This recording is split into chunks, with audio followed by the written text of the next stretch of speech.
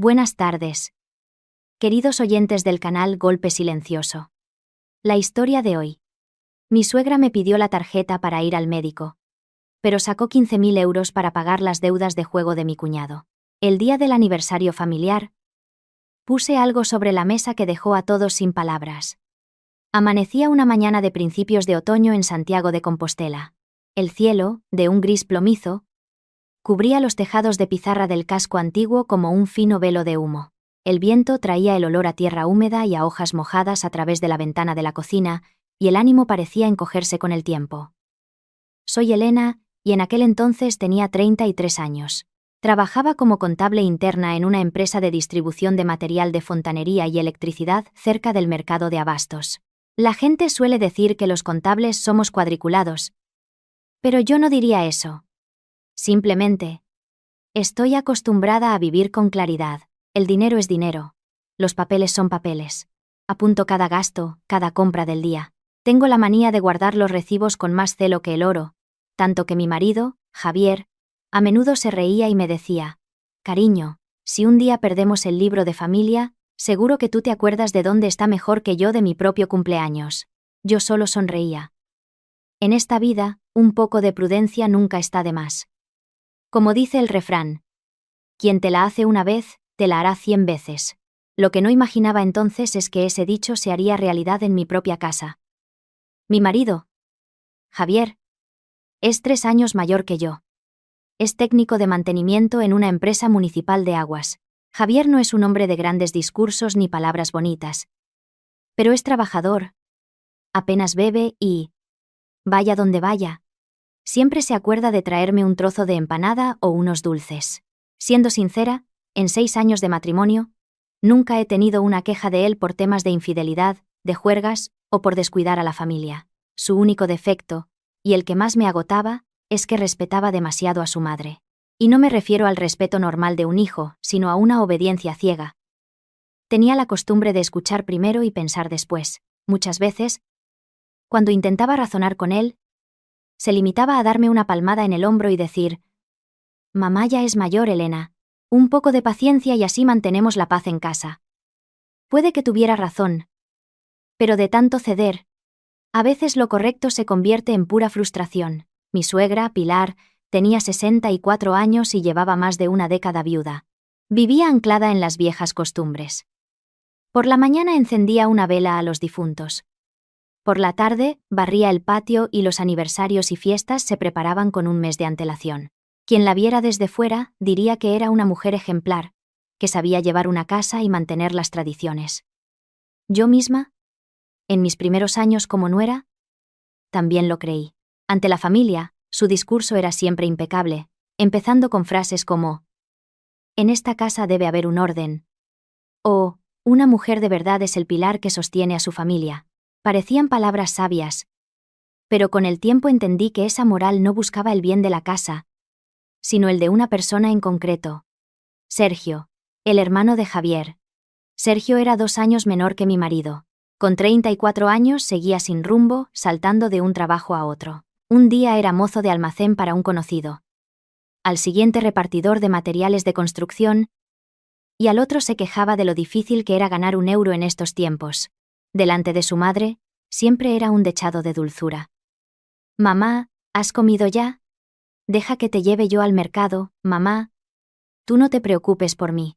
Hablaba con una labia que enternecía a cualquiera.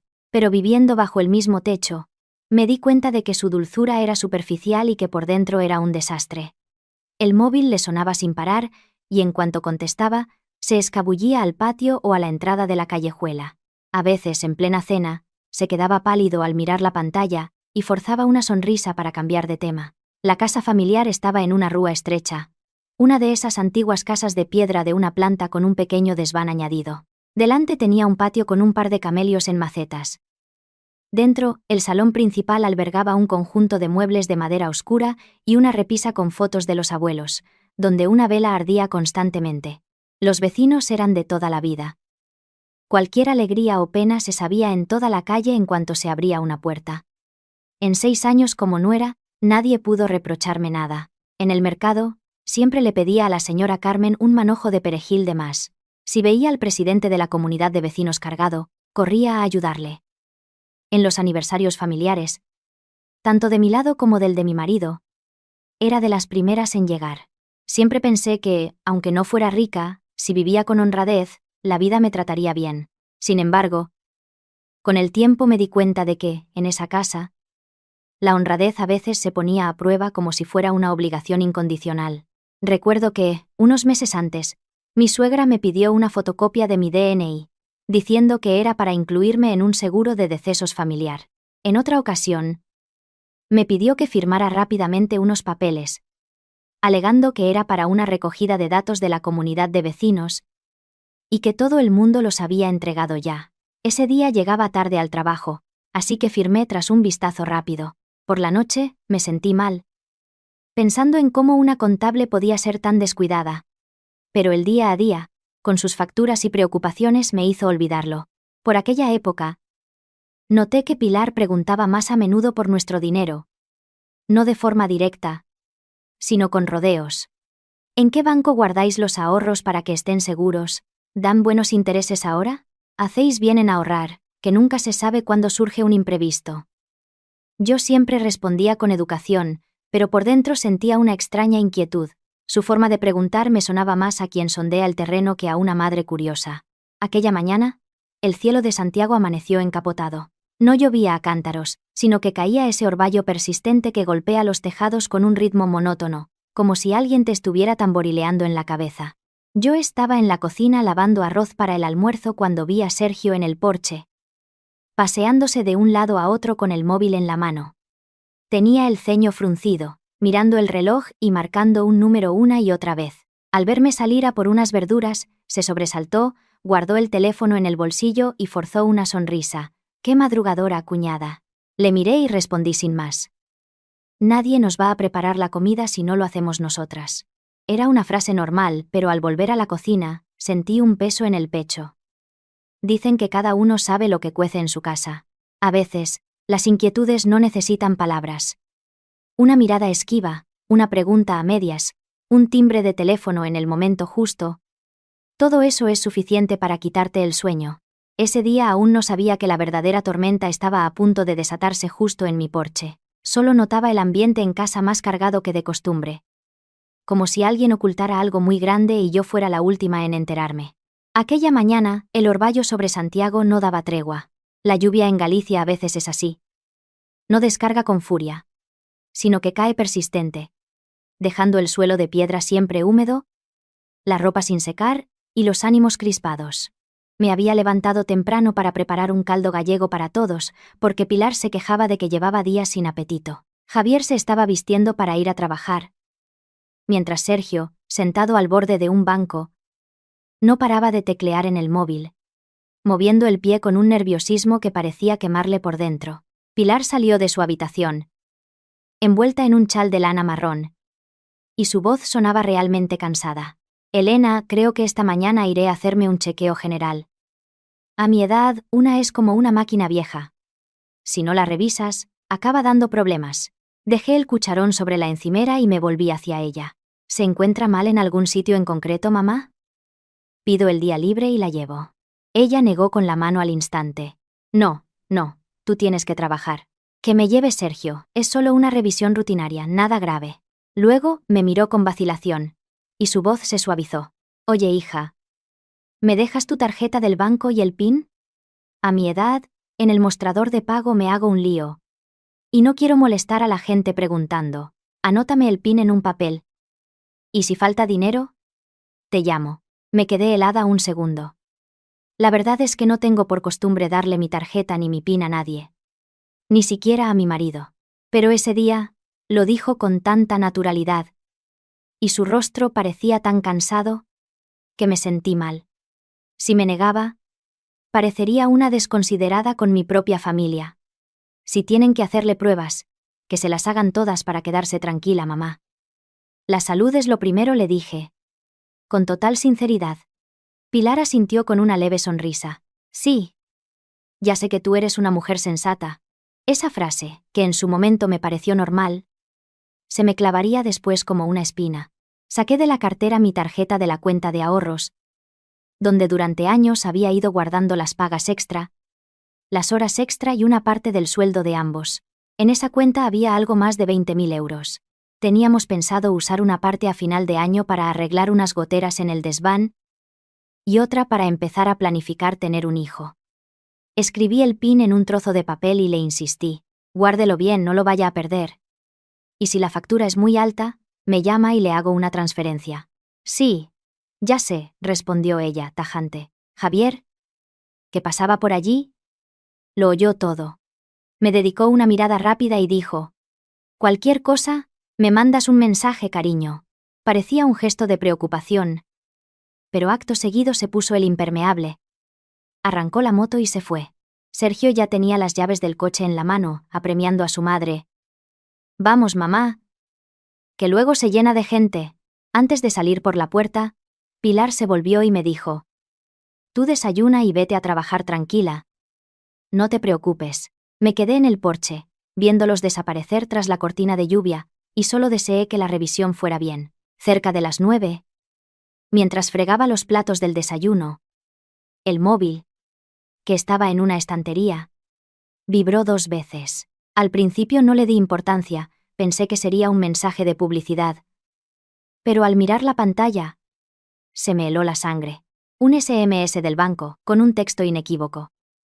Se ha realizado un cargo en su cuenta por importe de 15.000 euros. Me quedé paralizada. El agua del grifo desbordaba el fregadero, mojándome las manos, pero no sentía el frío. En mi cabeza no había un vacío, sino un torbellino de ideas que chocaban entre sí. ¿15.000 euros? ¿Qué chequeo general cuesta tanto dinero? Ni con todas las pruebas, resonancias y una habitación privada se llegaría a esa cifra en una sola mañana. Me obligué a calmarme. Me sequé las manos en el delantal y abrí la aplicación del banco. La cifra seguía ahí, rotunda, sin posibilidad de error. El corazón me latía tan fuerte que podía oírlo en el pecho. Llamé a Pilar de inmediato. El teléfono sonó varias veces antes de que contestara. Al otro lado se oía mucho ruido. No sabía si de tráfico o de gente. Mamá, ¿en qué hospital está? Intenté mantener la voz firme. El banco me ha notificado una retirada de 15.000 euros. Hubo un silencio de varios segundos. Luego, respondió con una lentitud que parecía ensayada, como si yo fuera la que estaba exagerando. Si hay que hacer muchas pruebas, pues cuesta dinero. Con la salud no se juega. El dinero de casa es para las cosas de casa. ¿Por qué te pones así? Sentí un escalofrío. Si de verdad estuviera en un hospital, la reacción normal sería explicar qué pruebas le estaban haciendo y dónde estaba. Pero su respuesta fue demasiado fluida, como si la tuviera preparada. Pero dígame en qué hospital está para que vaya. ¿Qué pruebas son para que cueste tanto? Insistí. Su voz se endureció de repente. Ya te he dicho que la salud es lo primero. No me interrogues como si fueras la policía, que estoy muy cansada. Y colgó. Me quedé con el móvil en la mano, con los dedos helados. Fuera, la lluvia seguía golpeando el tejado. Dentro, solo se oía el zumbido del extractor. Pero yo sentía que me ahogaba. Volví a llamar. No contestó. Llamé a Sergio. Comunicaba. Llamé a Javier. Respondió tras varios tonos, con voz apresurada. Estoy en una obra, ¿qué pasa, Elena? Fui directa. Mamá ha cogido mi tarjeta para ir al médico y acaban de sacar 15.000 euros de la cuenta. Hubo otro silencio. Luego, Javier dijo: seguro que le han hecho muchas pruebas. Pregúntale bien antes de pensar mal. Solté una risa amarga. De esas que solo salen cuando la rabia te desborda. ¿A ti te parece lógico, Javier? Él suspiró. Tú tranquilízate y no saques conclusiones precipitadas. Esa frase fue la gota que colmó el vaso. No discutí más. Colgué.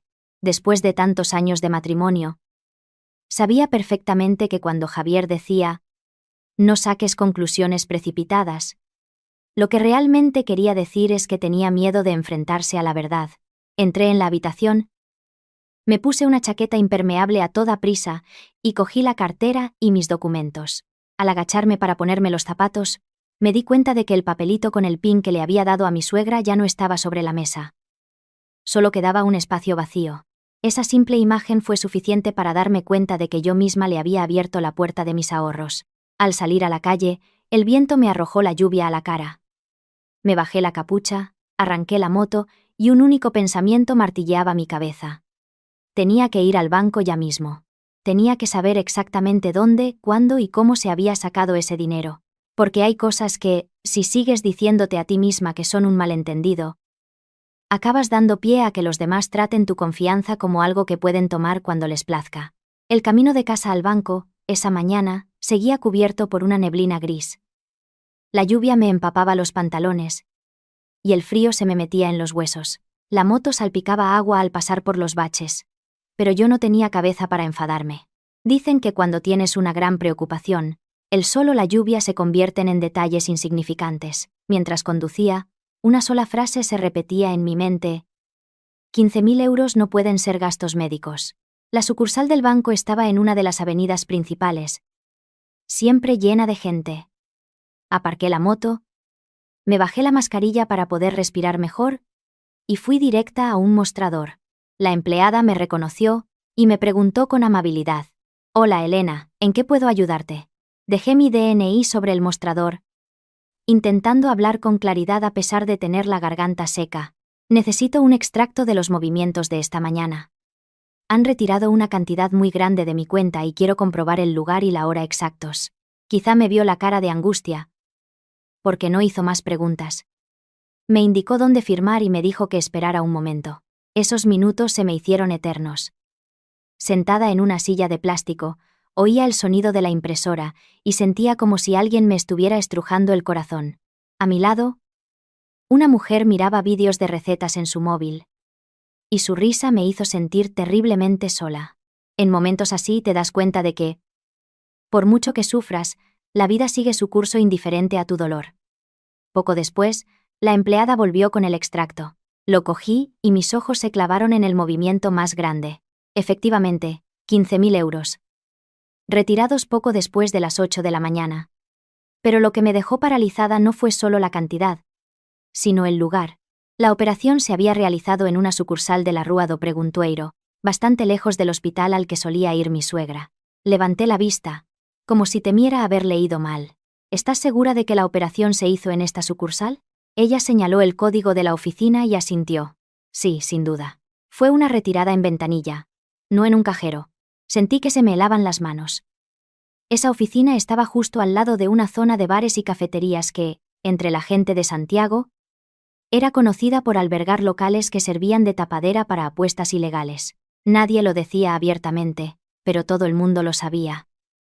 Si Pilar hubiera ido realmente al médico, no tenía ningún motivo para desviarse hasta allí para sacar dinero. La persona que retiró el dinero lo hizo directamente con la tarjeta, ¿verdad?, pregunté, con la voz más dura.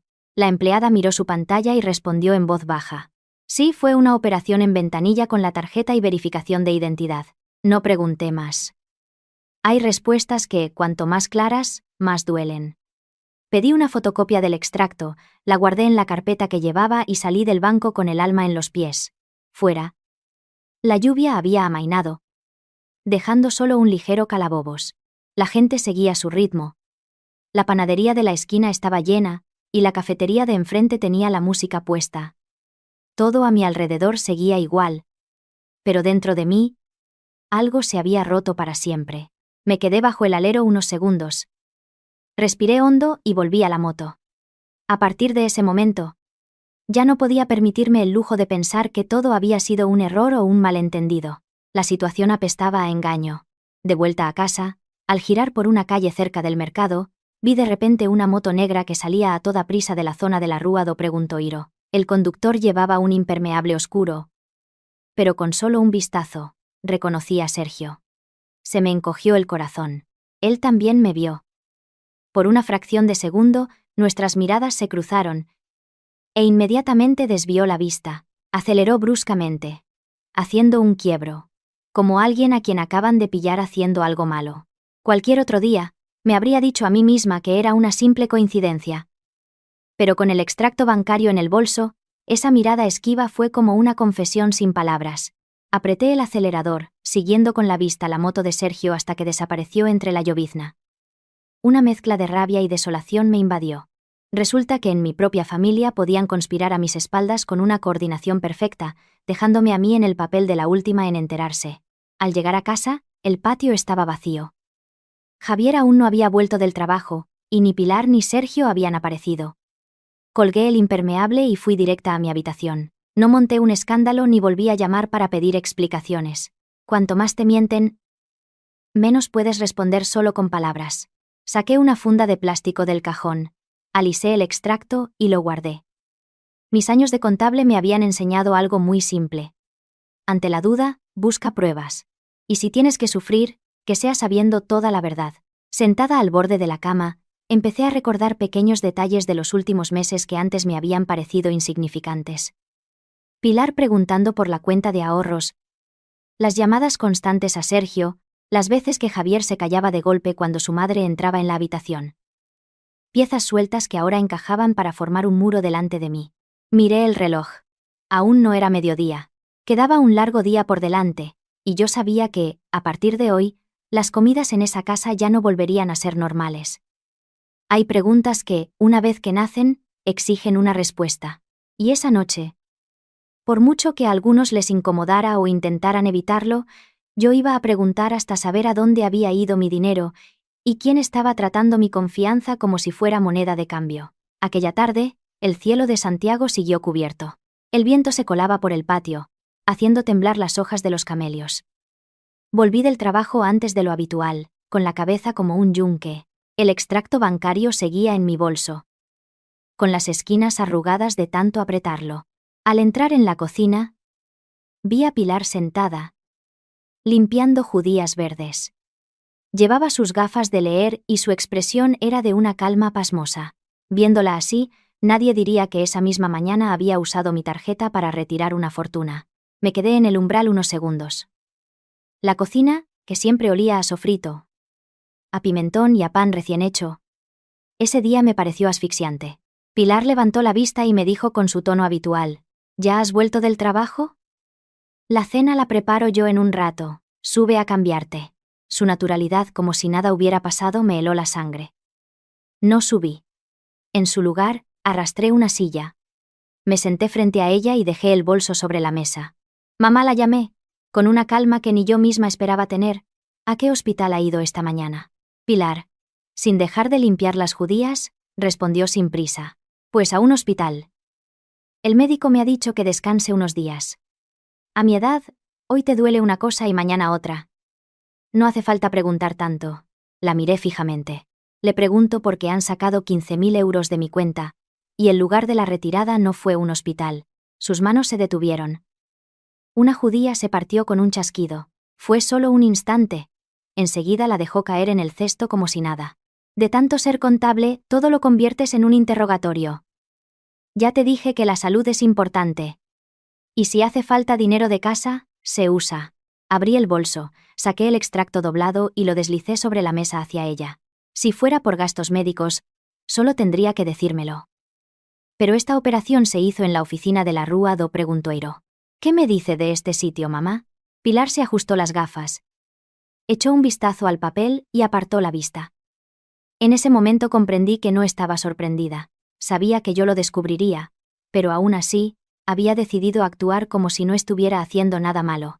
Un momento después, dejó el cesto de judías a un lado. Apoyó las manos en la mesa y me miró. Su mirada ya no era la de siempre. Era dura, fría. La de alguien decidido a proteger algo a toda costa. Está bien, dijo. No te voy a dar más rodeos. Sergio tenía un problema. Sentí que se me secaba la garganta. Aunque ya lo sospechaba, oírlo de sus labios fue como un puñetazo en el pecho. ¿Qué tipo de problema requiere que usted use mi dinero con la excusa de ir al médico? Pregunté sin rodeos. Pilar frunció el ceño. A tu cuñado lo estaban presionando. Estaba desesperado. ¿Iba a quedarme yo de brazos cruzados? Ya soy vieja. Y sé perfectamente cuál de mis hijos es más sensato y cuál más vulnerable. Cometió un error, sí, pero es mi hijo. No pude contenerme más. ¿Qué tipo de error? Hay que decirlo claramente. ¿A quién le debía dinero Sergio? ¿Por un negocio fallido o por deudas de juego? Al oír la palabra juego, los ojos de Pilar se encendieron. Mide tus palabras. Si se metió en un lío, fue por un impulso de juventud. Un hombre joven que sale al mundo y tropieza no es algo tan raro. Solté una risa amarga. Un impulso de 30.000 euros. Mamá, usted ha cogido mi dinero para pagar las deudas de juego de mi cuñado y me dice que es un asunto de familia. Pilar golpeó la mesa con la mano y su voz se agudizó. No vayas diciendo mi dinero, mi dinero. ¿Llevas 6 años casada y todavía piensas en lo tuyo y lo nuestro? Eres la nuera de esta casa. Comes en esta casa. Vives bajo este techo. El dinero que hay en esta casa ya no es un asunto privado. Sus palabras fueron como un jarro de agua fría. Me quedé en silencio, con un zumbido en los oídos. Así que todos mis años de esfuerzo, de paciencia, de respeto, para ella no eran más que una obligación. Si la familia necesitaba algo, yo tenía que darlo. Si su hijo pequeño se metía en problemas, yo tenía que solucionarlo. Sin preguntar, sin pedir, y desde luego, sin respetar. La miré, y cada palabra que pronuncié salió lenta y pesada. Yo ayudo a esta familia porque quiero. Pero coger mi dinero a base de mentiras no es cariño. Es un engaño. Si me lo hubiera dicho desde el principio, si me hubiera explicado que Sergio tenía deudas y necesitaba ayuda, podríamos haber hablado. Pero usted dijo que iba al médico y usó mi tarjeta para sacar el dinero. Póngase en mi lugar, mamá. ¿Cree que esto es fácil de tragar? Pilar apretó los labios. Y aunque bajó la voz, seguía siendo cortante. La sangre tira mucho. Como madre, no podía ver cómo acorralaban a mi hijo. ¿Eres su cuñada? ¿Qué te cuesta ayudarle una vez?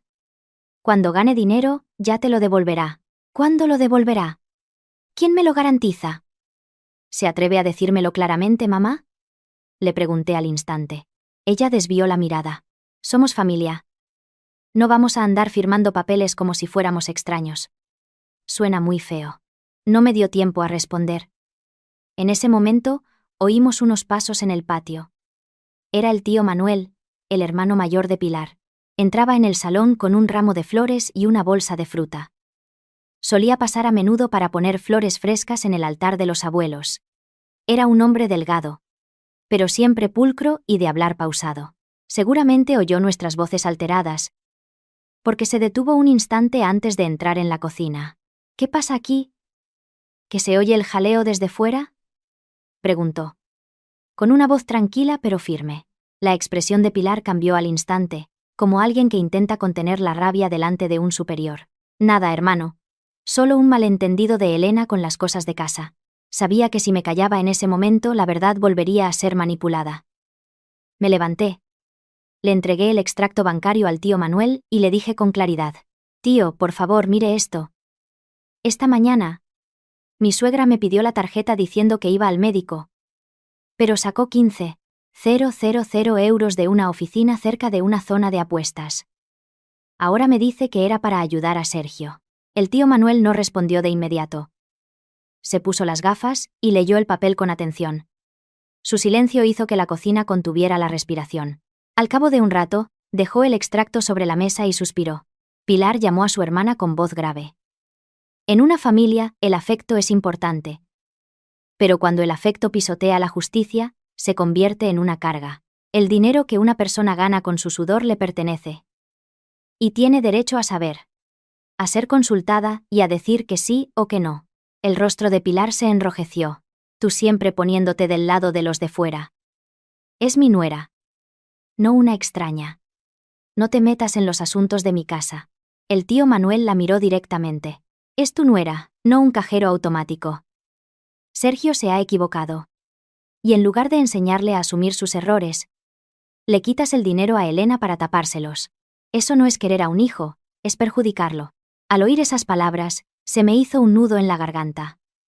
No porque me dieran la razón, sino porque, al menos, en esa casa quedaba alguien capaz de distinguir el bien del mal. Pero Pilar reaccionó de otra manera. Arrojó las judías sobre la mesa, esparciéndolas por el suelo. Claro. Ahora Elena te ha puesto de su parte para acorralarme.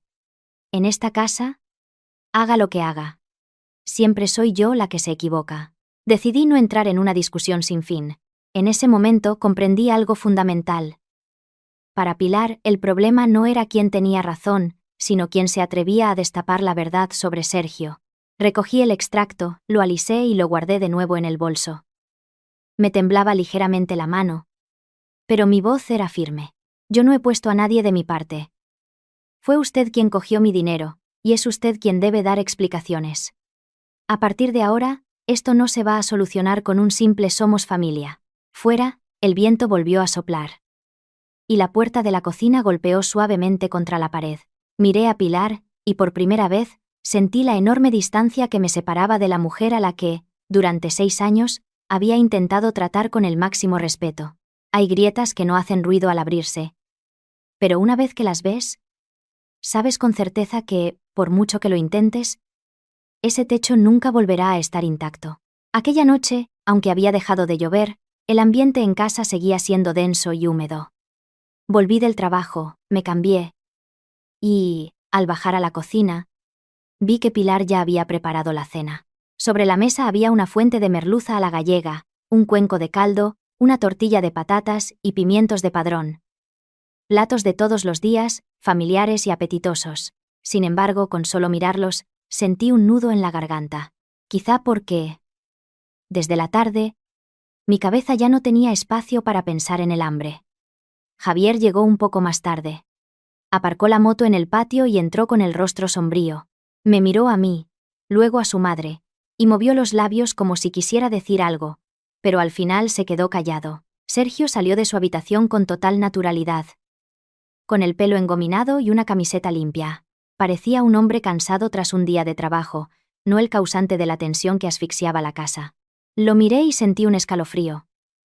Hay gente que, cuando se equivoca, sabe agachar la cabeza. Y hay gente que, tras equivocarse, come con apetito y sonríe como si su error fuera algo que el resto del mundo estuviera obligado a comprender. Pilar sirvió la cena, con una voz monótona que intentaba devolver todo a la normalidad. Sentaos a comer, que la comida se enfría. Me senté en mi sitio de siempre. Javier a mi derecha, Sergio enfrente, y Pilar presidiendo la mesa.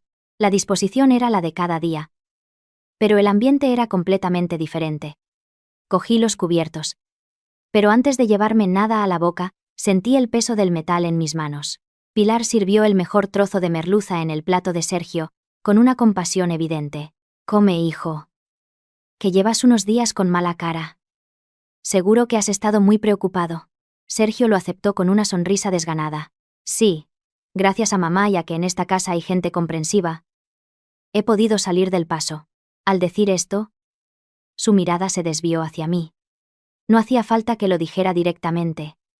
Entendí que estaba intentando manipular la verdad en plena cena, haciéndome pasar por alguien que había accedido a ayudarle. Dejé los cubiertos sobre la mesa. El sonido fue casi imperceptible. Yo nunca he dicho que estuviera de acuerdo. La conversación se detuvo en seco. Javier, que se estaba sirviendo caldo, se quedó con el cucharón en el aire. Sergio esbozó una sonrisa burlona, casi despectiva. Bueno, cuñada, no lo dijiste. Pero mamá consiguió el dinero. Así que el asunto está zanjado. Somos familia. Pensé que serías más generosa. Lo miré directamente a los ojos. Si el asunto está zanjado, entonces aclaremos las cosas. Esos 15.000 euros. ¿Para pagar a quién eran? ¿Por qué concepto? ¿Quién se hace responsable de devolvérmelos, y cuándo? Dije, pronunciando cada palabra con lentitud y claridad. Mi profesión de contable me había hecho odiar las ambigüedades. Y en ese momento, no estaba dispuesta a aceptar un ya veremos. Sergio soltó una carcajada. Madre mía. Oyéndote, parece que estoy firmando un contrato en una oficina. Esto es una familia, no un juzgado. Pilar intervino de inmediato, con un tono más agrio que por la tarde. ¿No se puede tener una cena en paz sin sacar a relucir papeles y contratos? En una familia, primero se habla de sentimientos. Nadie te ha robado nada para que te pongas así. Me volví hacia ella, sintiendo dolor pero manteniendo la calma. Usted habla de sentimientos, y no me opongo. Pero los sentimientos deben ir acompañados de decencia. Como mínimo, antes de coger mi dinero, debería haber sido sincera. Ahora solo estoy preguntando algo muy básico. ¿Quién lo ha pedido? ¿Quién lo devuelve y cuándo? Javier, Con el ceño fruncido, se sirvió más caldo. Como si no quisiera mirarme. Estás exagerando, Elena. Como nos oiga un vecino, se va a reír de nosotros. Van a pensar que en esta casa todos te tratan mal. Al oír eso, no pude evitar una sonrisa triste.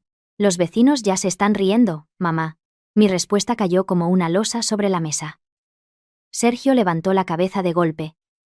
Y Javier se giró para mirarme. Sabía que había tocado un punto sensible. Pero ya no estaba dispuesta a guardar las apariencias por quienes habían arrastrado mi reputación por el fango. Sergio dejó su plato en la mesa. Y su voz se volvió insolente. Lo que digan en la calle es cosa suya.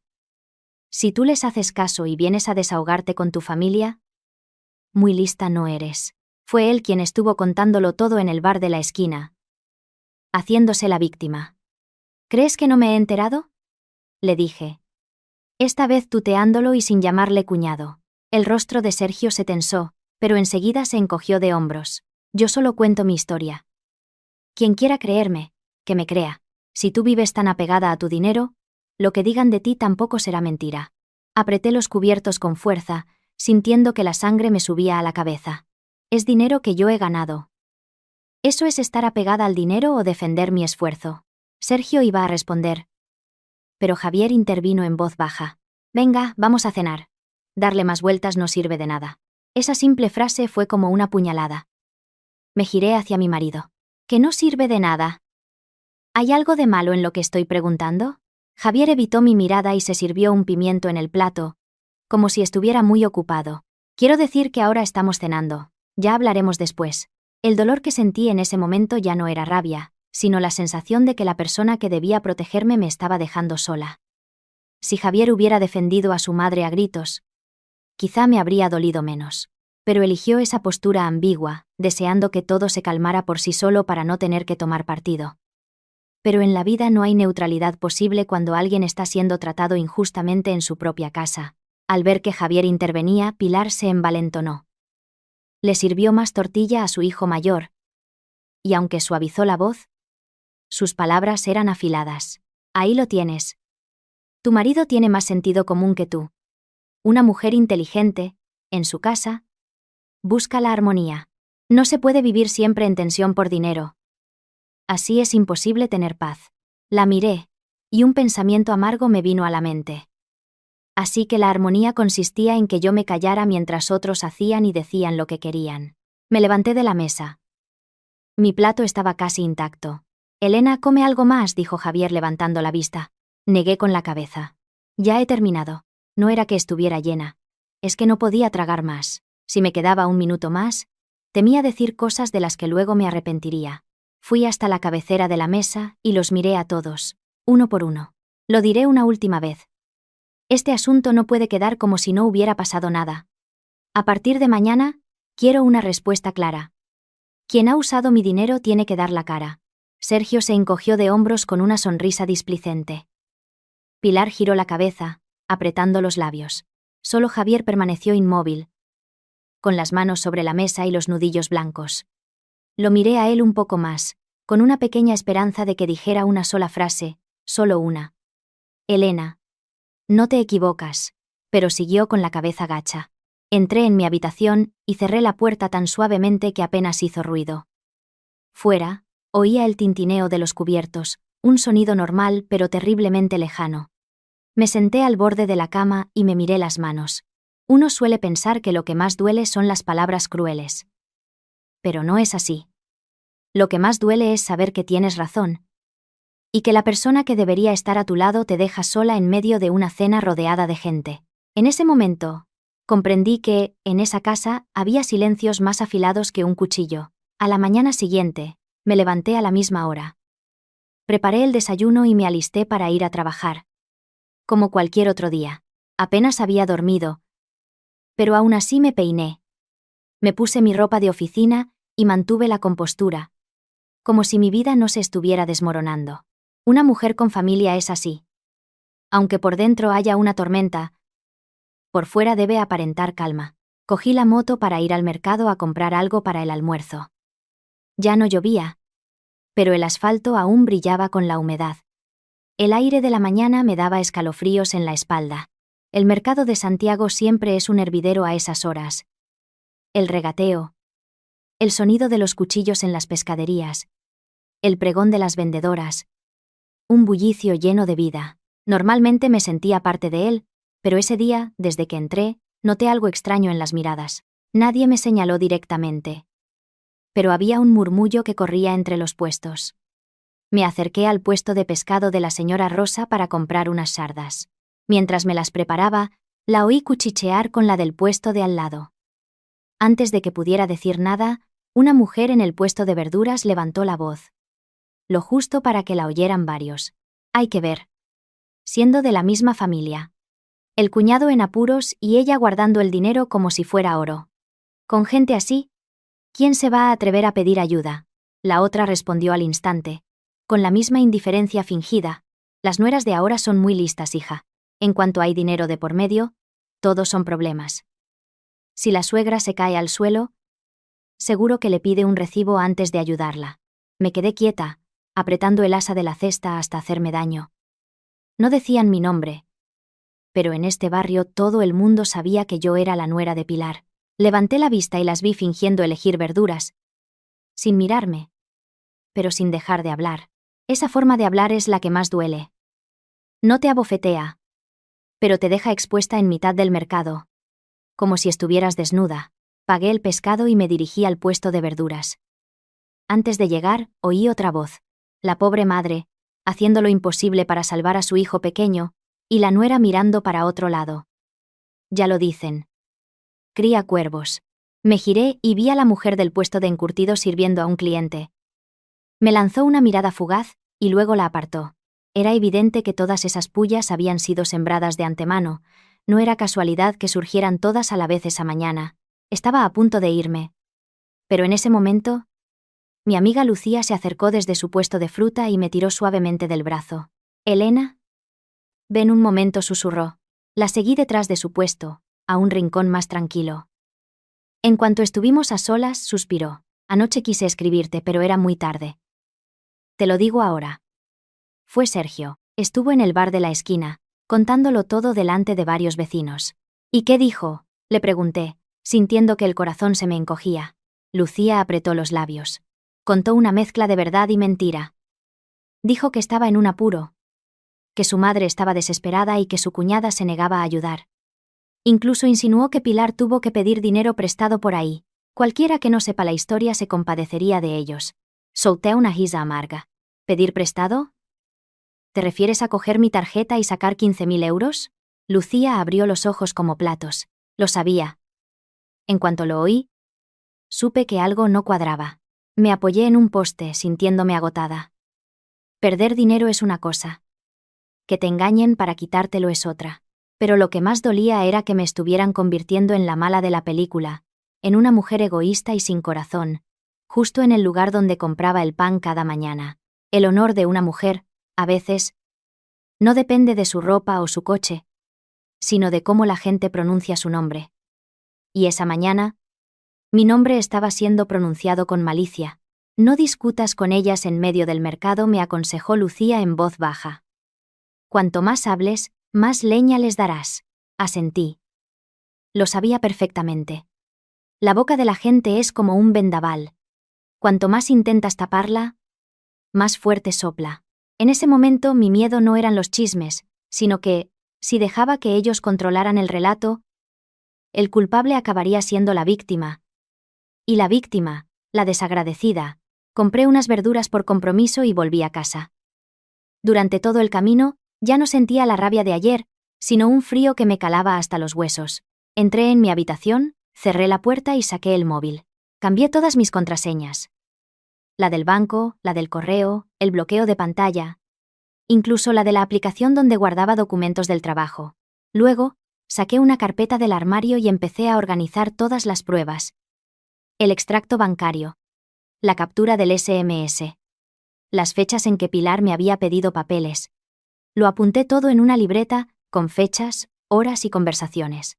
No lo hacía por agrandar el problema, sino porque entendí que, a partir de ese momento, si solo me defendía con mi palabra o mis lágrimas, perdería. Si Si ellos habían decidido manchar mi nombre en el mercado, yo dejaría que los documentos hablaran por mí. Quien nada debe, nada teme. Pero si te quedas quieto en medio de una tormenta, por muy inocente que seas, el viento acabará por derribarte. A mediodía, recibí un mensaje de Pilar. Por la tarde, no te olvides de comprar tofu. Un mensaje seco. Como si nada hubiera pasado esa mañana. Como si mi nombre no hubiera sido arrastrado por el fango. Me quedé mirando el mensaje un buen rato. Esa indiferencia era lo que más me dolía. Para ellos, yo seguía siendo la encargada de hacer la compra y preparar la cena, como si mi dolor no importara. Sentada en frente a mis papeles. Sentí que algo dentro de mí cambiaba. Se endurecía. A partir de hoy, ya no podía defenderme solo con la boca. La boca de otros ya me había tomado la delantera. Para proteger la verdad, tenía que aprender a dejar que cada papel, cada número y cada fecha hablaran por mí. Y fue entonces cuando me di cuenta de que, de ser una esposa y una nuera que solo quería vivir en paz, me estaban obligando a convertirme en alguien que debía construir una muralla a su alrededor para que nadie más la pisoteara. Aquella noche, tras una cena que se me atragantó, me acosté dándole la espalda a Javier, pero con los ojos bien abiertos. Él respiraba a un ritmo regular. No sabía si dormía de verdad o si lo fingía para no tener que hablar conmigo. Fuera, el canto de los grillos se mezclaba con el chirrido del ventilador de techo. Un sonido monótono que parecía martillear mi cabeza. Tras unos 10 minutos me senté en la cama. Hay asuntos que, si los dejas para la mañana, se vuelven inmanejables. Cogí el móvil y la carpeta con los papeles que había reunido por la tarde y me fui a la pequeña mesa junto a la ventana. La luz amarillenta de la lámpara iluminaba los pliegues del extracto bancario. Respiré hondo. A simple vista, cualquiera diría que el golpe de los 15.000 euros fue el primero. Pero mi instinto de contable me decía que algo no encajaba. Sabía que un movimiento de dinero tan anómalo rara vez surge de la nada. Suele empezar con cantidades más pequeñas, con descuidos, con momentos en los que una baja la guardia. Abrí la aplicación del banco y revisé el historial de transacciones de los últimos meses. Al principio, solo veía los gastos habituales. La luz, el agua, compras online, una ayuda que le prometí a mi sobrino para sus estudios, transferencias internas entre mi cuenta corriente y la de ahorros. Pero a medida que bajaba, algo me llamó la atención. Una retirada de 300 euros. Un mes antes. Otra de 500. Más atrás, una de 800. Y luego otra de 1.200. No eran cifras alarmantes. Sobre todo mezcladas con decenas de pequeños gastos cotidianos. Por eso, durante meses, las había pasado por alto. Saqué mi libreta y las apunté una por una. Al verlas todas juntas, sentí un escalofrío. No por el dinero en sí, sino porque esas retiradas demostraban que esto no había empezado la mañana de la lluvia. Habían estado preparando el terreno. No fue un acto impulsivo. Fue un sondeo. Probaron poco a poco y, al ver que no me daba cuenta, siguieron adelante. Cerré los ojos y me obligué a recordar. Y entonces, pequeños detalles que antes parecían insignificantes cobraron sentido. La vez que Pilar me dijo: «Elena, hazme una fotocopia de tu DNI, que voy a preguntar por un seguro de decesos para la familia». Se la di sin dudar. Otra vez. Cuando me llamó mientras me ponía los zapatos para ir a trabajar. «Fírmame esto rápido, que son unos papeles para la comunidad de vecinos y a mí se me cansa la vista». Ese día llegaba tarde a una reunión y firmé sin leer. Recuerdo que ella sonrió y dijo que yo era la nuera más eficiente. O la vez que me pidió una foto de carnet antigua para no sé qué trámite. Por separado, eran favores familiares inofensivos. Pero uniéndolos ahora, sentía un sudor frío en la espalda.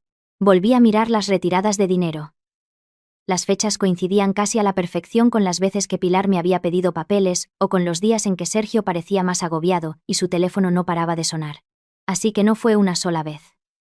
Antes del gran golpe, hubo muchos pequeños ensayos que les dieron la confianza de que yo no me daría cuenta o, si lo hacía, no sabría desde cuándo estaba pasando. Me mordí el labio y me erguí. El dolor que sentía ya no era la rabia inicial, sino algo más frío. Como el agua que se filtra lentamente en la piel. Me giré hacia la cama. Javier seguía de espaldas. Su silueta en la oscuridad me resultaba familiar y a la vez, extraña. De repente, Sentí un nudo en el pecho. ¿De verdad no sabía nada o simplemente había decidido mirar para otro lado para no tener problemas? El dolor de una mujer, a menudo, no reside en la maldad de su familia política, sino en que su propio marido, aun viendo la injusticia, da un paso atrás y la deja sola para que lo aguante todo. No quise despertarlo para preguntarle. A mitad de la noche, esas conversaciones solo llevan a discusiones agotadoras. Lo que yo necesitaba era claridad, no más enfrentamientos. Abrí un cajón y saqué varias fundas de plástico. Empecé a clasificar los documentos. El extracto nuevo, las retiradas antiguas, los mensajes del banco, las fechas en que Pilar me pidió papeles, mis anotaciones sobre el comportamiento de Sergio. Al final de la página, escribí una frase corta. No fue la primera vez. Al escribir esas 4 palabras, mi mano se detuvo. Lo que tenía delante ya no era un simple desengaño, sino toda una trama de abuso de confianza, construida poco a poco. Yo, que siempre había pensado que para ser una buena nuera bastaba con ser correcta, paciente y comprensiva. Esa noche entendí que, si cedes una vez, intentarán dar un paso más. Si confías una vez, considerarán tu confianza como una puerta sin cerrojo. Ayudar a los demás es bueno. Pero si tu bondad se convierte en el trampolín para los abusos de otros, el precio que pagas, a veces, es mucho más que dinero. Miré el reloj. Era casi la 1 de la madrugada. La casa estaba en silencio. Solo se oía el leve repiqueteo de la lluvia en el tejado. Cerré la libreta, ordené los papeles y los guardé en mi escritorio. El dolor seguía ahí, pero ya no me sentía perdida. Al menos, ahora veía algo con claridad. La retirada de dinero de aquella mañana lluviosa no fue el primer agujero que cavaron a mis pies. Simplemente, fue el primero lo bastante grande como para que ya no pudiera fingir que no me estaban empujando. A la mañana siguiente, le escribí a Lucía para quedar en una cafetería cerca de su puesto. El mensaje era corto. Necesito tu ayuda. Confío en ti. Lucía me llamó al instante, con la voz baja. ¿Tiene que ver con Sergio? Sí, respondí. Quiero saber hasta dónde está metido. Lucía guardó silencio un par de segundos y luego dijo. De acuerdo, prepárate. Si quieres pillarlo, tienes que actuar cuando él crea que no te atreves. Cerca de las 9, las dos estábamos sentadas en una pequeña cafetería frente a la Rua do Preguntoiro. Era un local antiguo, de mesas bajas y paredes amarillentas, pero desde su cristalera se veía perfectamente el otro lado de la calle. Enfrente, varios locales comerciales con carteles discretos. Por fuera, no parecían nada especial, pero cualquiera de Santiago sabía que uno de ellos era una tapadera para apuestas ilegales y préstamos rápidos. Durante el día, la puerta estaba entornada y el movimiento era discreto. Pero esa calma fingida era precisamente lo que lo hacía más sospechoso. Lucía llevaba una gorra y una mascarilla. Yo, una chaqueta fina y el pelo recogido. Pedimos 2 cafés con leche para disimular. ¿Estás segura de que vendrá aquí?, me susurró Lucía. Miré la hora, recordando los extraños horarios de Sergio últimamente. No estoy segura al 100%. Pero si sacaron el dinero cerca de aquí, tarde o temprano tiene que aparecer. La espera se hizo eterna. Fuera, el tráfico, el ruido de las bocinas, el pregón del panadero, todo sonaba a rutina. Pero yo sentía una tensión insoportable. Lucía no dejaba de mirar al otro lado. Hay que ver, murmuró. Cuanto más turbio es un negocio, más normal intentan que parezca. No respondí. Me limité a abrazar mi taza de café, con las manos heladas. Media hora después, Lucía me dio un codazo. Ahí está. Miré en la dirección que me indicaba. Sergio acababa de aparcar su moto a unos metros del local. Llevaba una camisa gris y el pelo engominado. En la mano, un sobre amarillo, abultado. No parecía un hombre que fuera a trabajar, sino alguien nervioso que intentaba aparentar calma. Miró a su alrededor un par de veces, y entró rápidamente. Se me encogió el pecho. Todas mis sospechas se confirmaron en ese instante. ¿Grabo?, me preguntó Lucía, sacando el móvil. Asentí, con la voz rota. Graba. Y que no te tiemble el pulso. A través de la rendija de la puerta de la cafetería vimos la escena. Dentro del local, un tipo con un anillo de plata y un tatuaje en el cuello estaba recostado en una silla. Sergio se acercó y le entregó el sobre con ambas manos. No era el gesto de alguien que paga una deuda normal, sino el de alguien que está suplicando. El tipo abrió el sobre, contó el dinero por encima y le dijo algo. Sergio asintió. Con una sonrisa forzada, mientras movía los labios como si estuviera pidiendo clemencia. Un momento después, el hombre le pasó un papel, y Sergio firmó a toda prisa. La escena duró poco, pero fue suficiente para que se me helaran los pies. Lucía, con el móvil disimulado bajo la mesa, no paraba de grabar. Se le ve la cara perfectamente, susurró. El sobre, el sitio, la hora, todo. Yo no parpadeaba. En mi cabeza, ya no había dudas. Sergio no tenía un simple problema, como decía Pilar. Estaba pagando una deuda, en un sitio como ese. Con el dinero que habían sacado de mi cuenta. Todas las excusas y justificaciones de mi suegra se desmoronaban. Sergio salió a los 10 minutos, con el rostro más relajado pero la cabeza gacha. Ya no llevaba el sobre. Se subió a la moto y se fue a toda velocidad. Yo me quedé inmóvil, como si acabaran de arrancarme una venda de los ojos. Lucía detuvo la grabación y me enseñó el vídeo. En la pantalla se veía cada movimiento de Sergio, desde que entró hasta que firmó. No hacían falta palabras. El vídeo lo decía todo. Me recliné en la silla, con los ojos secos de tanto contener las lágrimas. Lucía me puso una mano en el brazo. Bueno. Ahora ya tienes con qué defenderte. No dejes que te vuelvan a mentir. Asentí, tragando saliva. Pásame una copia y guarda tu otra por si acaso. Claro, entendió al instante. La guardaré bien. Si pasa algo, tendremos pruebas. Al salir de la cafetería, no volví a casa. Fui a una tienda a comprar un USB, y luego a mi trabajo a hacer fotocopias de todos los documentos que había reunido. Guardé el vídeo en mi ordenador, en el USB, y me envié una copia cifrada a mi correo personal. Al terminar, no me sentí más ligera, pero sí más fuerte. Si ellos habían decidido acorralarme para que solo pudiera defenderme con lágrimas, a partir de ahora, dejaría que las pruebas hablaran por mí. Esa tarde, sentada frente al ordenador, recordé una frase que decían los mayores. Ser bueno es una virtud, pero si eres demasiado bueno y no pones límites, la gente acabará por pisotearte. Queridos oyentes, seguramente ya entienden por qué hay mujeres que, buscando solo la paz familiar, acaban siendo víctimas de abusos continuos. Si ustedes estuvieran en mi lugar, viendo cómo el dinero ganado con su esfuerzo se usa para tapar un agujero tan sucio, ¿elegirían el silencio o reunirían pruebas para defenderse? Dejen sus comentarios. Porque a veces, la mayor sorpresa no es cuando la verdad sale a la luz, sino cómo reaccionan los miembros de una misma familia cuando se les enfrenta a pruebas irrefutables. A la mañana siguiente, pasadas las 7, mientras cortaba calabaza para la cena, oí unos pasos apresurados en el piso de arriba. La puerta de la habitación de Pilar se abrió de golpe, y la voz de Sergio gritó, alarmada. «Javier, Elena, a mamá le duele el pecho y no puede respirar». Solté el cuchillo y subí corriendo las escaleras, casi sin tiempo de ponerme bien las zapatillas. Pilar estaba sentada en la cama, apoyada en el cabecero, con una mano en el pecho. Tenía el rostro pálido y los labios apretados. Javier salió del baño, con el pelo mojado, tan nervioso que no distinguía las llaves de la toalla. Sergio, a su lado, no paraba de decir: «Mamá, respira hondo, dime qué te pasa». En ese momento, a pesar del nudo de rabia que sentía por todo lo ocurrido, mis manos y mis pies actuaron por instinto. Abrí un cajón, saqué una chaqueta para ella, cogí su historial médico y me giré hacia Javier. «Saca el coche». La llevamos al hospital comarcal. Sergio la ayudó a levantarse mientras yo le ponía las zapatillas. Tenía los pies helados. Respiraba con dificultad, pero aún tuvo fuerzas para agarrarme la muñeca. Javier conducía.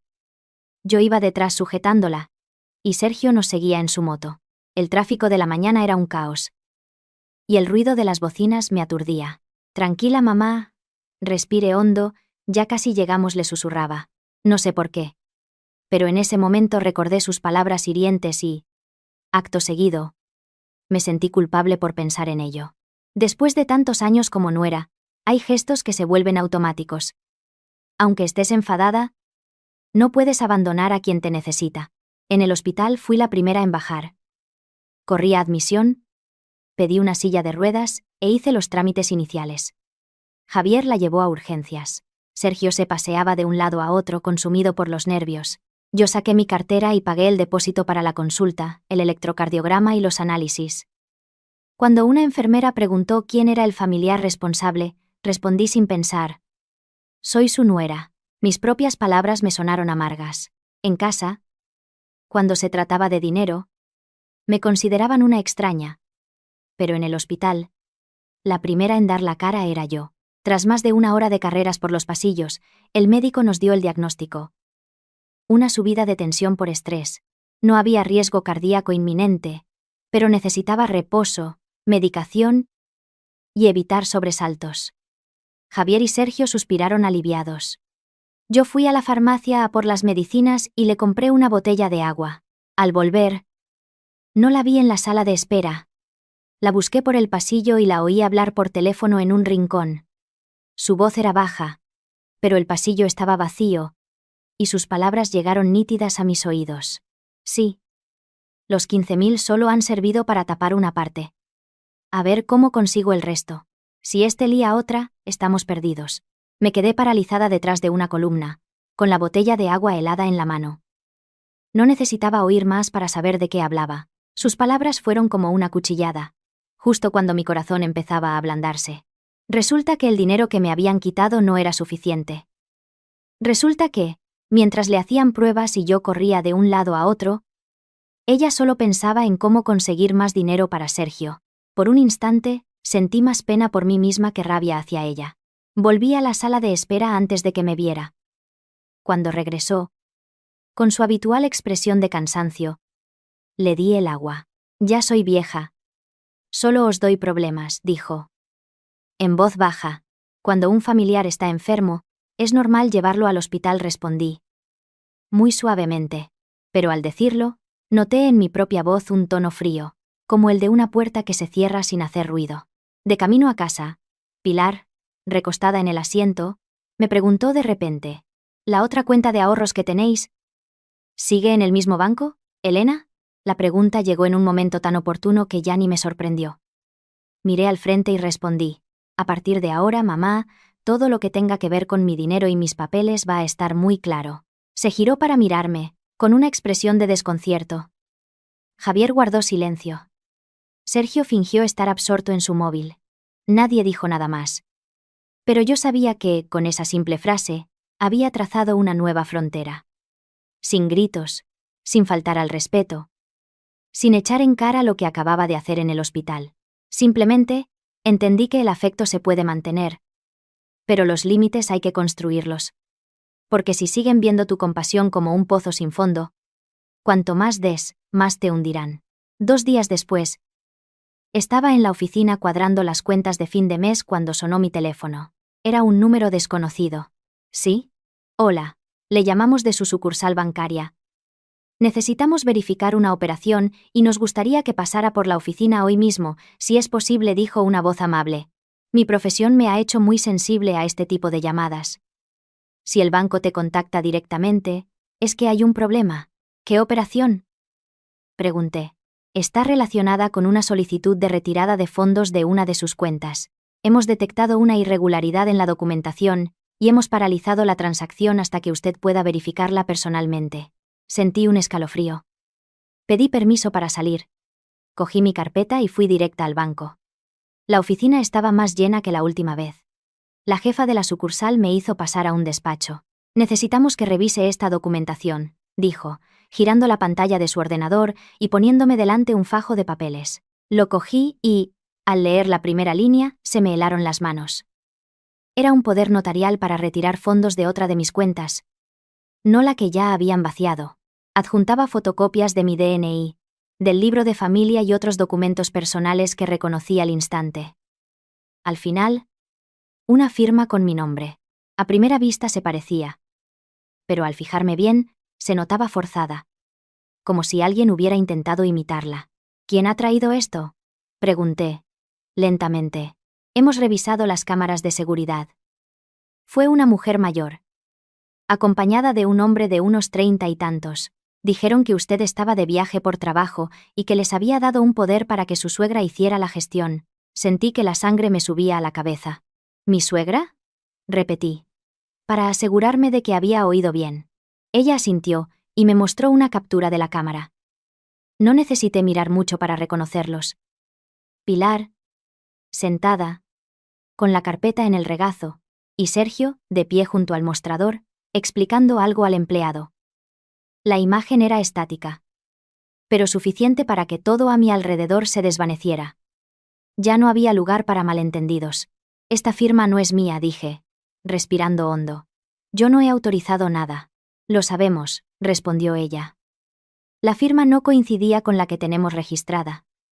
Además, al hacerles unas preguntas de seguridad, sus respuestas no cuadraban, así que detuvimos la operación. Solté una risa amarga. Si el empleado hubiera sido un poco menos diligente, mi nombre habría vuelto a ser usado para sacar dinero a mis espaldas. Revisé toda la documentación. Esas fotocopias no habían aparecido de la nada. Eran el resultado de todas las veces que había confiado, que había entregado papeles sin sospechar. Comprendí que la confianza, en manos de gente con malas intenciones, es tan peligrosa como la llave de una caja fuerte. ¿Quiere que levantemos un acta y guardemos la documentación como prueba?, me preguntó la jefa de la sucursal. En ese instante, entendí que esto había cruzado una nueva línea. Lo de antes podía justificarse como un acto desesperado de una madre, pero esto era un poder notarial falso. Una trama planeada, una suplantación de identidad en un banco. Esto ya no era un drama familiar, era un delito. Asentí. Sí, por favor. Levanten acta.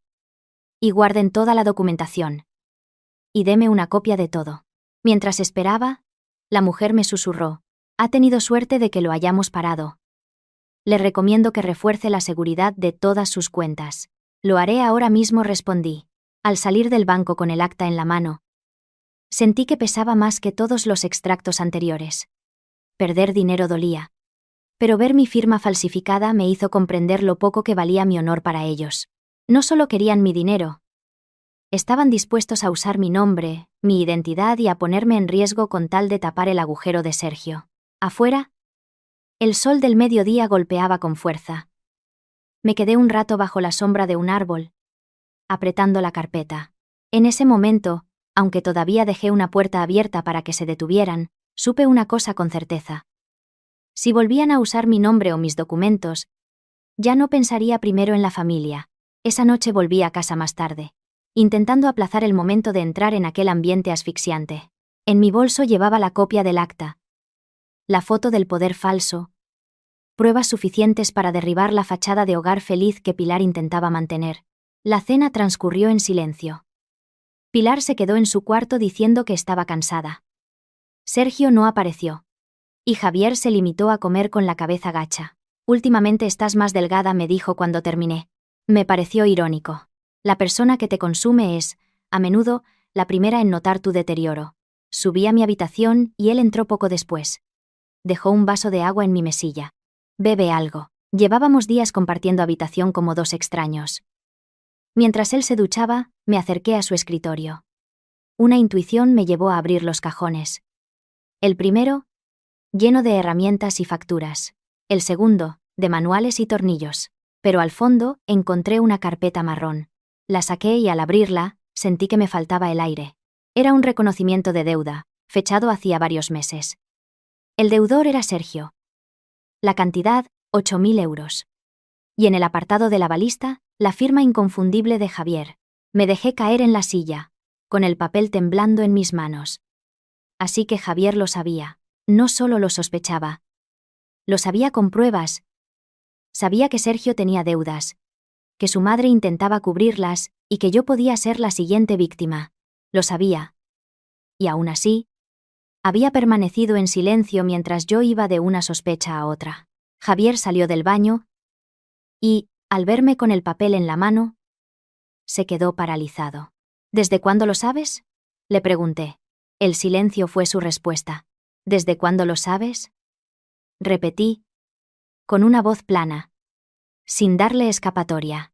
Desde hace unos meses, murmuró, con la cabeza gacha. Desde hace unos meses. Eso significaba que, Durante todo este tiempo, mientras yo pensaba que nuestros problemas eran los de cualquier familia, él ya sabía que su hermano estaba hundido en deudas, que su madre estaba desesperada y que yo era la solución más fácil. ¿Qué más sabes? Sé que Sergio apuesta, que debe dinero en varios sitios, que mamá ya le ha dado sus ahorros varias veces. Un día me suplicó, llorando, que si no conseguía dinero, vendrían a casa a montar un escándalo. Firmé como avalista pensando que sería la última vez. Solté una risa hueca. ¿La última vez? ¿Tú crees que Sergio sabe cuándo parar? No imaginé que mamá llegaría a falsificar tus papeles, Elena. Solo quería evitar que la familia se rompiera. Tenías miedo de que la familia se rompiera, pero ¿no tenías miedo de que yo me convirtiera en vuestro cajero automático? Javier se quedó sin palabras. Por primera vez, creo que entendió que su silencio no había sido neutralidad, sino complicidad. Había permitido que yo cargara con la humillación, la desconfianza y el riesgo, con tal de no enfrentarse a su madre y a su hermano. ¿Por qué no me lo contaste? Tenía miedo de tu reacción. De que no lo entendieras. De que todo estallara. Asentí, con un sabor amargo en la boca. ¿Y ahora? ¿Crees que la casa está en paz? No respondió. Su silencio era una roca. Cogí el reconocimiento de deuda. Un simple papel que acababa de romper el último hilo de confianza que sostenía nuestro matrimonio. La traición de mi suegra y mi cuñado dolía. Pero al menos sabía a qué atenerme. Pero Javier, mi marido, la persona que creía que nunca me dejaría sola, había elegido ocultarme la verdad hasta el final. Esa noche no lloré. Solo sentí una grieta profunda abrirse en mi corazón. Hay matrimonios que no se rompen por una gran pelea, sino en el instante en que uno de los dos se da cuenta de que ha estado durmiendo demasiado tiempo junto a un silencio que, sin saberlo, se ha convertido en traición. Tras descubrir el reconocimiento de deuda firmado por Javier, algo en mí se cerró definitivamente. A la mañana siguiente, seguí con mi rutina como si nada. Pero mi normalidad ya no era resignación, sino la calma de quien ya ha decidido su próximo movimiento. En el desayuno, Javier intentó hablarme varias veces, pero yo le cortaba con respuestas breves. Las disculpas, cuando llegan después de que el daño ya está hecho, no son más que un parche inútil. En el trabajo, organicé meticulosamente toda la documentación en carpetas separadas. La retirada de los 15.000 euros. Las retiradas menores. El poder notarial falso con el acta del banco. El vídeo de Sergio pagando su deuda. Y por último, el reconocimiento de deuda avalado por Javier. Lo hice con una precisión fría, sabiendo que en una confrontación, cualquier pequeño error sería utilizado en mi contra. Por la tarde, fui a ver a Lucía y le mostré las nuevas pruebas. «Dios mío», exclamó. «Esta gente quería dejarte en los huesos». «Ya no voy a discutir más con ellos en privado», le dije. «Quiero zanjar esto de una vez por todas. Delante de todos. Donde no puedan mentir». «¿Y cuándo piensas hacerlo?», me preguntó. Seria. «La semana que viene. En el aniversario de la muerte del abuelo». Lucía me miró, impresionada. «Delante de toda la familia». Sí, asentí. «Si lo hablo en privado, Pilar volverá a decir que los trapos sucios se lavan en casa. Si lo hago en una cena normal, Sergio lo negará todo. Pero en el aniversario, con toda la familia presente, y con su afición a dar lecciones de moral, dejaré que los papeles hablen por mí». Contarle mi plan no me alivió, pero me dio un objetivo claro. Lucía se ofreció a guardar una copia de todas las pruebas. Por si acaso. Esa noche, al volver a casa, Pilar estaba preparando las cosas para el aniversario. «El fin de semana es el aniversario del abuelo. Acuérdate de venir pronto para ayudar en la cocina», me dijo. «Sí, mamá». «Lo recuerdo», respondí con calma. Sergio entró sonriendo. «Este año seguro que viene mucha gente». «Sí». «¿Cuántos más?». «Mejor», dije, mirándolo fijamente. Su sonrisa se desvaneció. Solo Javier entendió la amenaza que se escondía tras mi aparente tranquilidad. Esa noche, en la habitación, me preguntó: «¿Qué vas a hacer, Elena?». «Lo que tengo que hacer», respondí, sin dejar de ordenar mis cosas. «Por favor, no montes un escándalo. Es el aniversario del abuelo, estará toda la familia». Me giré y lo miré. Seguía teniendo miedo de lo mismo que nos había llevado a esta situación. ¿El qué dirán? El escándalo. La familia rota. ¿A estas alturas sigues pensando que lo peor que puede pasar es que se entere la familia? Ya no voy a discutir más, Javier. Estoy cansada. Dejemos que la verdad decida quién tiene razón. Intentó detenerme, pero se rindió. Su indecisión ya no me dolía, solo me producía hastío. Antes de dormir, revisé la carpeta por última vez. Todo estaba en orden. Sabía que ya no iba a capear más tormentas pequeñas. Estaba esperando la marea alta para poner todas las cartas sobre la mesa y ver quién. En esa casa, estaba realmente manchando el honor de sus antepasados. El día del aniversario del abuelo amaneció soleado, un respiro tras días de lluvia. Desde primera hora, la callejuela se llenó de saludos y del ruido de platos y sillas. La casa de Pilar siempre había tenido fama de ser un ejemplo de tradición. Y ese día no era una excepción. Me levanté al alba y ayudé a preparar todo, como cada año. Mi actitud era tan normal que Pilar debió de pensar que, una vez más, me lo tragaría todo en silencio. Ella, con su vestido oscuro y su moño impecable, recibía a los familiares con sonrisas y frases hechas. Una casa con gente es una casa con alma. Javier no paró en toda la mañana. Pero su rostro tenso lo delataba. Cada vez que pasaba a mi lado me miraba de reojo, intentando adivinar si cumpliría mi amenaza. Sergio, en cambio, se mostraba más sociable que nunca, intentando ahogar su nerviosismo con el bullicio de la celebración. Cuando terminaron los rezos, todos se sentaron a comer. Yo me senté en una de las mesas del patio. Pilar presidía la mesa principal. Al principio, la conversación giró en torno a temas triviales. Pero tal y como yo esperaba, Pilar comenzó su sermón. En todas las familias hay momentos difíciles, dijo, suspirando. Lo importante es que la gente se apoye. La verdadera fortuna no es el dinero, sino tener a alguien que te tienda la mano cuando lo necesitas. Una tía asintió. Así es. Entre familia no se pueden mirar unos euros. Lo importante es mantener la paz. Otro añadió. Una mujer que se aferra a su dinero nunca tendrá un hogar cálido. Cada palabra era una indirecta. Un dardo lanzado hacia mí. Javier, a mi lado, apretaba los cubiertos. Sergio sonreía con suficiencia. Dejé mi plato en la mesa. El leve sonido hizo que varios se giraran. Me levanté, entré en la casa y, al volver, llevaba en la mano la carpeta marrón que había preparado. La dejé en el centro de la mesa, junto a una fuente de carne. Con vuestro permiso, me gustaría aclarar una cosa, dije. Con voz clara. Últimamente se ha hablado mucho de mí.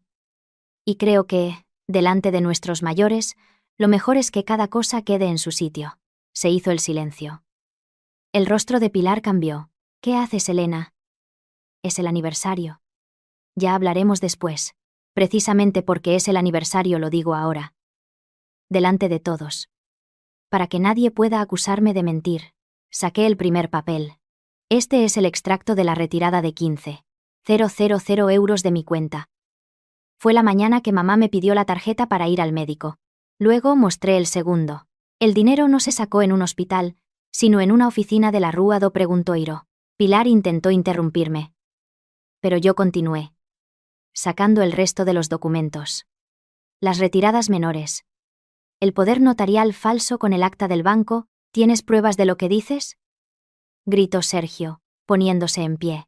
Encendí mi móvil y puse el vídeo en el centro de la mesa. En la pantalla, se veía a Sergio, con su sobre, entrando en el local de apuestas y firmando el papel. No necesité decir nada más. El silencio se hizo denso. Si se tratara de una enfermedad o de un negocio honrado, ayudaría sin dudarlo. Pero nadie tiene derecho a usar mi nombre, mi tarjeta y mis documentos para pagar las deudas de juego de Sergio, y mucho menos a manchar mi reputación en el barrio para hacerme parecer la mala. El tío Manuel, que hasta entonces había permanecido en silencio, se levantó, examinó los papeles y dijo con voz grave: una nuera es parte de la familia, no un cajero automático. Si se quiere hablar de afecto, hay que empezar por la honestidad. Usar el respeto familiar para tapar una mentira no es mantener la tradición, es deshonrarla. Sus palabras cayeron como una sentencia. La gente que antes apoyaba a Pilar ahora miraba su plato, avergonzada. Ella tenía el rostro encendido de rabia. Pero yo, por primera vez, en medio de todas esas miradas, ya no me sentía acorralada. Solo estaba en mi lugar, el de la víctima, defendiendo mi verdad.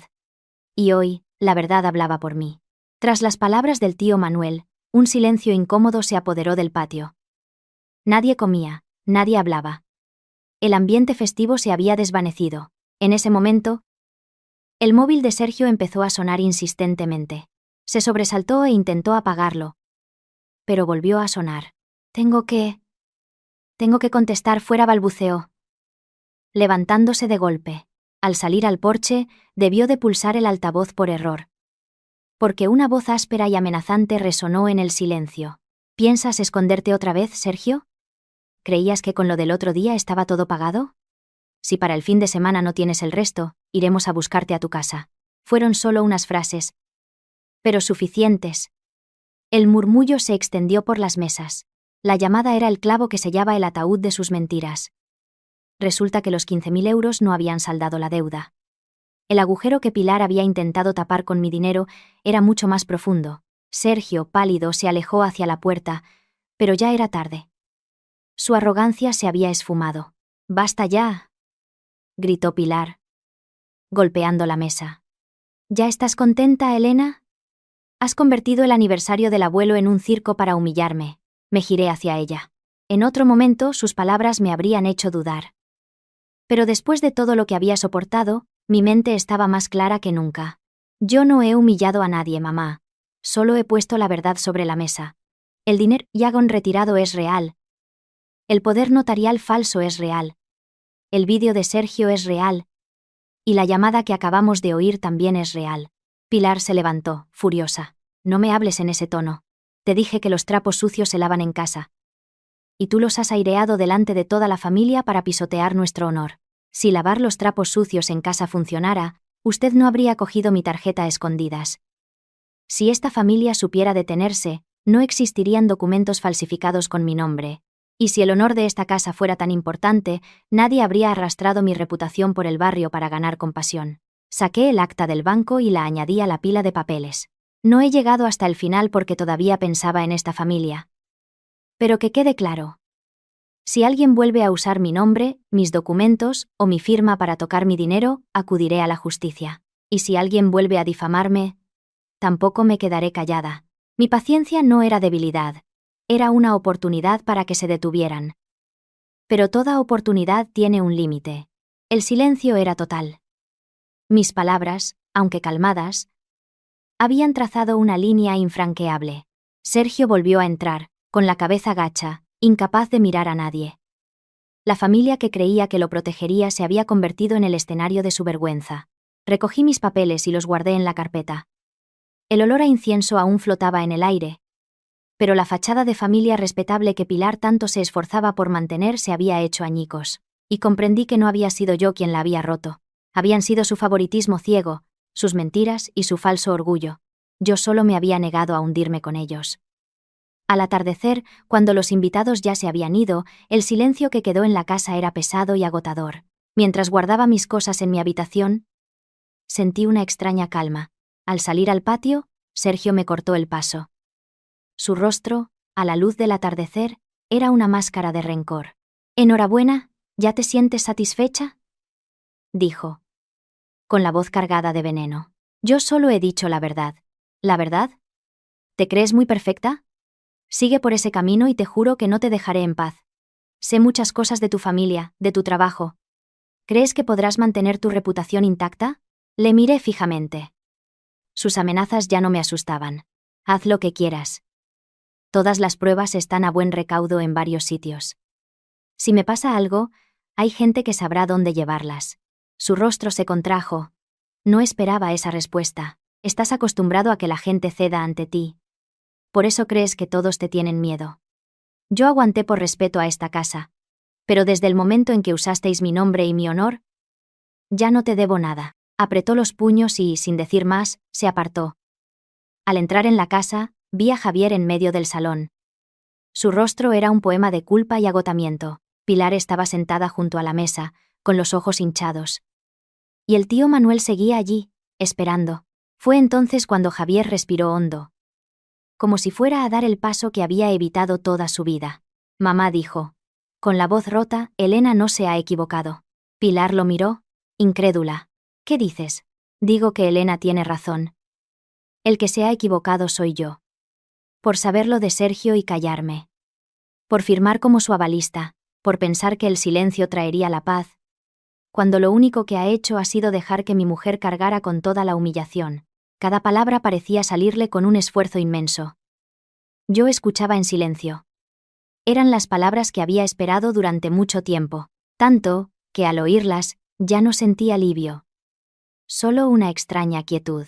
¿Te ha puesto en mi contra?, gritó Pilar. Tú, el hijo mayor, defendiendo a una extraña. Elena no es una extraña, mamá. Es mi mujer. Y lo que le habéis hecho tú y Sergio es imperdonable. No puedo seguir callado. Javier entró en nuestra habitación, y al salir, puso un manojo de llaves en mi mano. Alquilé un apartamento pequeño cerca de tu trabajo hace unos días. Ya sabía que esta casa no era un lugar para ti, pero no me atrevía a decidir. Hoy lo he visto claro. No quiero que sigas aquí ni un día más. Si todavía me das una oportunidad, empecemos de nuevo. Por nuestra cuenta. Sostuve las llaves. Eran solo las llaves de un apartamento modesto. Pero representaban mucho más. Por primera vez, Javier no me pedía que aguantara, sino que actuaba. No dije que lo perdonaba ni lloré. Solo lo miré durante un largo rato, y cerré la mano sobre las llaves. Esa noche, por primera vez en mucho tiempo, vi a un hombre que dejaba de esconderse para empezar a ser, de verdad, un marido. A la mañana siguiente, me levanté antes que nadie. La casa era la misma, pero yo me sentía diferente. Ya no estaba atrapada. Saqué una pequeña maleta y empecé a guardar mi ropa.